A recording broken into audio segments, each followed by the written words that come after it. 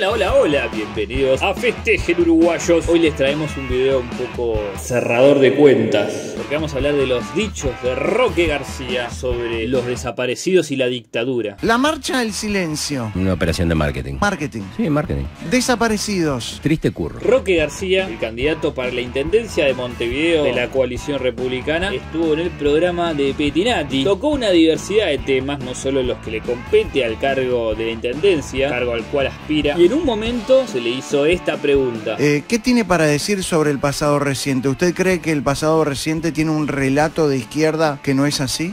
Sí, obvio, hay más mentira que verdad, ¿eh? Falsos relatos de la izquierda, la falsa verdad y justicia. De esto se refirió el candidato y fue polémico esta semana. Hoy, a 40 años de la salida de la dictadura, los sucesos ocurridos en esa época tocan directamente a algunos grupos de la sociedad en particular. Entre ellos, los familiares de los desaparecidos. Realmente los familiares, no el hippie de 34 años que va a tomar mate a la facultad, tiene un termo lleno de pegotines de la 609, hace 15 años que está en primero y anda todo el día con una remera que dice todos somos familiares, viendo a chivo, y le dice facho a todo el que no opina como él. Y se cree víctima porque a la abuela una vez le pidieron los documentos en la calle. Ese no, los familiares directos como madre, hermanos, etc. Y obviamente los militares que siguen siendo condenados por sus actos en la dictadura, que llevaron a esas desapariciones, de lo cual vamos a analizar más adelante. Pero también hay un montón de gente que se aprovecha y curra con los desaparecidos, ya sea por sacar un rédito económico, político, o también están los que son serviles a estos movimientos por desconocer lo que pasó y pasa en la realidad. Hay personas en esta marcha pidiendo verdad y justicia, pero cuando Topolansky reveló que se mintió sobre lo que hacían los militares para poder condenarlos falsamente, buscando así que haya una verdadera justicia, el grupo Familiares Desaparecidos la mandó cerrar el ojete, como que bueno, ya fue, no importa que se haya condenado a inocentes, queremos que quede todo como está. También tenemos políticos que estuvieron muchos años gobernando el país, pero cuando llegan las campañas electorales te piden que los votes mintiéndote con que ahora sí van a encontrar a todos. Nuestras máquinas no van a descansar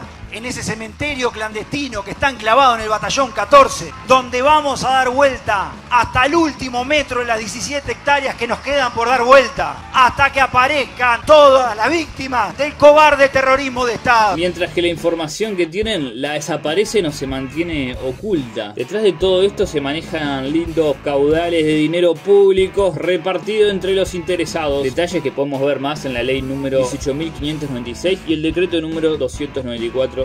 Pero vamos ya a ver lo que dijo Roque García sobre el relato de la historia. ¿Cuántos desaparecidos hay en Uruguay? En Uruguay desaparecieron 32 personas. ¿32? Sí. Hay una cifra mayor de... Pero esa es mentira. La Universidad de la República hizo ya un estudio, no lo hice yo, lo hizo Álvaro Rico y 11 historiadores de la Universidad de la República. Los tomos se venden en Tristán Narvaja, lo puede ir cualquiera a buscar. Y ahí están la lista de todos. Por ejemplo, 11 que desaparecen en Chile son anteriores al golpe. Los uruguayos, tupas, muchos estuvieron presos, se fueron a Argentina y vivieron el 73, el 74, el 75, el 76. No le pasó nada. En el 76, 77, cuando la llegada de Perón, se metieron en grupos de izquierda, unieron con los montoneros, y los peronistas de derecha mataban peronistas de izquierda, y en la volada de ellos cayeron un montón de uruguayos. ¿Y considera que esa cifra de cerca de 200 desaparecidos no tiene nada que ver con la época de la dictadura en Uruguay? No lo considero yo, está en los libros de historia. Está en un libro de historia que escribió Álvaro Rico, que es miembro del Partido Comunista. Él y 11 historiadores, analizando caso por caso, incluso los de Argentina, los de Colombia, él muchísimos casos los descarta. Los descarta porque no tienen sentido. Habló del anacronismo de las luchas tupamaras con la dictadura y sobre liberarse. El estudiante eterno que solo iba a militar a las facultades y se comió un balazo en la pierna. ¿Usted cree que hay un relato también que afirma que los tupamaros pelearon contra la dictadura? Sí, por supuesto, pero es totalmente contrafáctico. Cuando el golpe, los tupamaros habían estado todos, ya habían salido de liberarse, nunca fue estudiante, era un agente. El 14 de agosto se conmemora el Día del Estudiante, ¿no? Es un pelotazo. Liberarse viajó a Moscú, se entrenó en una escuela de operaciones especiales que hacía agitación. Pero Lenin hablaba de la agitación y de la propaganda, que son dos cosas distintas. Propaganda es cuando yo te digo votá tanto, y agitación es cuando yo te doy manija, me siento en tus frustraciones, y todo eso se enseñaba en una escuela. Él cuando vuelve incluso es un agente al servicio.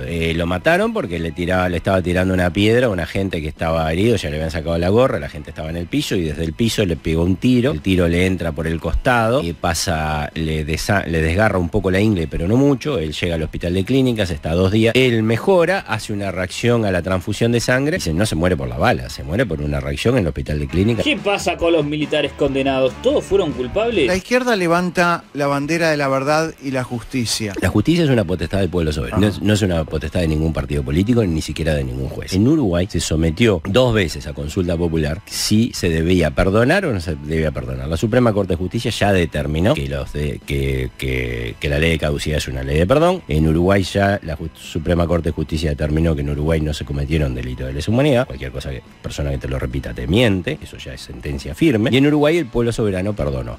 ¿Qué vamos a hacer? Para mí, eso es lo justo. A menos que creas que te sentís superior al pueblo uruguayo, tú tenés que aceptar lo que el pueblo uruguayo, en voto secreto, 2 veces, con 2 décadas, determinó. Encarcelados en Domingo Arena no deberían estar encarcelados. No, que no, el pueblo soberano. ¿Qué puede haber encima? ¿Y por qué están allí? ¿Y por qué? Porque el gobierno votó una ley en contra de la voluntad popular. Además de la ley de caducidad de la pretensión punitiva del Estado, que impide juzgar los crímenes perpetrados por funcionarios militares o policiales durante el golpe de Estado, que le siguen buscando la vuelta igual para mandarlos presos. Hay un curioso argumento con base constitucional para la no encarcelación de los militares. No queríamos dejar pasar. El artículo 26 de la Constitución dice que en ningún caso se permitirá que las cárceles sirvan para mortificar, y sí solo para asegurar a los procesados y penados, persiguiendo su reeducación, la aptitud para el trabajo y la profilaxis del delito. Es decir, condenar a 12 años a una persona de 90 que se cae a pedazos, que no puede ni caminar, que no se puede ni mover, claramente no es ni para reeducarla, ni para que agarre aptitud al trabajo, ni para evitar ningún delito, porque esa persona ya no puede delinquir. Es solamente una mera venganza para mortificarlos en sus últimos años de vida. No estamos justificando los hechos de los militares, simplemente estamos poniendo a la luz una interpretación constitucional. Pero esto cobra más relevancia cuando descubrimos que los condenados pagan por actos que no cometieron. Topolansky dijo que hay algunos que han mentido para condenar a quienes han violado los derechos humanos. Por supuesto, pero es obvio, es evidente. Escuchemos este ejemplo que dio la escritora uruguaya Mercedes Vigil. Yo te voy a poner un ejemplo que se lo puse al presidente de la República. Imagínate tú un shopping enorme, 10 pisos para arriba, ocupa 2 manzanas, y en una pieza de arriba alguien está interrogando a otra persona y comete excesos y lo mata. 50 años después, cuando ya están muertos los responsables directos, tú llevas preso al acomodador que estaba en García Cortinas, al guardia que estaba en la puerta del shopping, al que estaba en la entrada de la ópera del otro costado. Es imposible que gente que no estaba en el centro de esos interrogatorios hoy pueda decir algo sobre los desaparecidos. Al día de hoy todos buscan verdad y justicia. Seguimos escondiendo bajo ese eslogan un odio de venganza que lleva a encarcelar a cualquier persona sin importar culpabilidad y hasta seguir difundiendo un relato falso, mientras los políticos se aprovechan y se llenan sus bolsillos. Qué sé yo, negro, vos pensalo y comentalo. Seguime y suscribite al canal, donde juzgamos todas las noticias políticas del país. Nos vemos en el próximo video.